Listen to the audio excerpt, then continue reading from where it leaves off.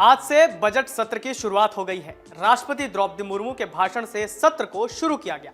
राष्ट्रपति ने अपने भाषण में मोदी सरकार की उपलब्धियों को गिनाया। राष्ट्रपति ने कई पहलुओं पर अपनी बात रखी।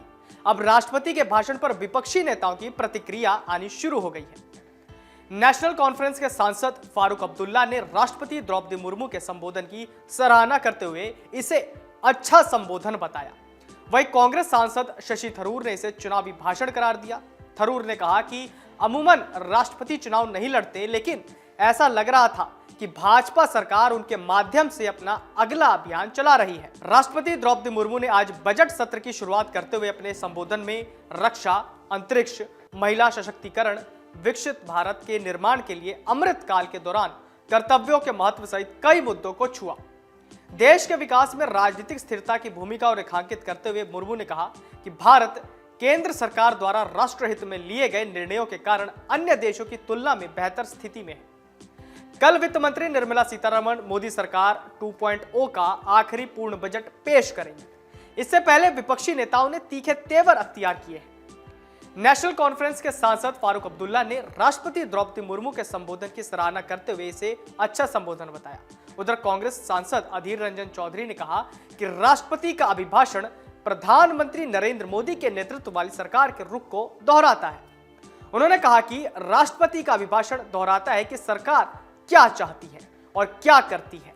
स्वाभाविक रूप से राष्ट्रपति सरकार का बयान प्रस्तुत करते हैं, फिर भी हम राष्ट्रपति के अभिभाषण का सम्मान करते हैं। जब सदन में अभिभाषण पर चर्चा होगी तो हम अपने विचार प्रस्तुत करेंगे।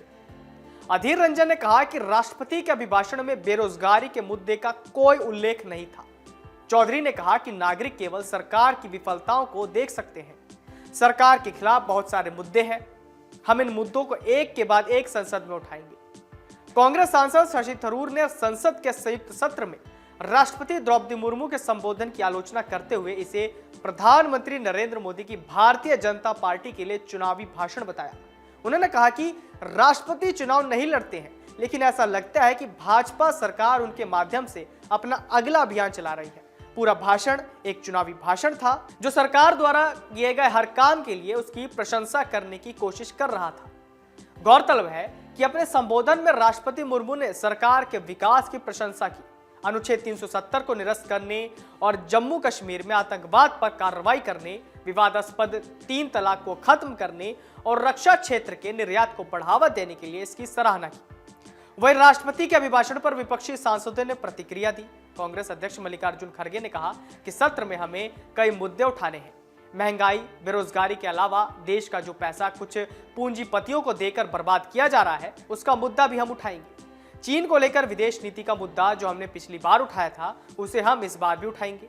इसके अलावा जो विपक्ष ने सर्वदलीय बैठक में बातें उठाई हैं, उसे लेकर भी सब मिलकर लड़ेंगे। आपको बता दें कि राष्ट्रपति द्रौपदी मुर्मू ने बजट सत्र के पहले दिन संसद के दोनों सदनों की संयुक्त बैठक को संबोधित करते हुए अपने पहले अभिभाषण में कहा, देश ने उस सोच को बदला है जो प्रगति और प्रकृति को परस्पर विरोधी मानती थी। सरकार विकास को गति देने के साथ हरित वृद्धि पर ध्यान दे रही है और पूरे विश्व को मिशन लाइफ से जोड़ने पर बल दे रही है। राष्ट्रपति द्रौपदी मुर्मू ने कहा था कि सरकार देश के विकास के लिए जिस गति और पैमाने पर काम कर रही है वो अभूतपूर्व है। उन्होंने कहा कि देश को विश्व का सबसे प्रतिस्पर्धी लॉजिस्टिक केंद्र बनाने के लिए सरकार काम कर रही है। इसके लिए पिछले वर्ष देश में राष्ट्रीय लॉजिस्टिक नीति लागू की गई। इस नीति के लागू होने से लॉजिस्टिक से जुड़ी लागत में काफी कमी आएगी। बता दें कि वित्त मंत्री निर्मला सीतारमण बुधवार को बजट पेश करेंगी। सीतारमण का यह मोदी सरकार के दूसरे कार्यकाल का अंतिम पूर्ण बजट होगा। डाउनलोड करें अमर उजाला ऐप और पाएं खबरें लगातार।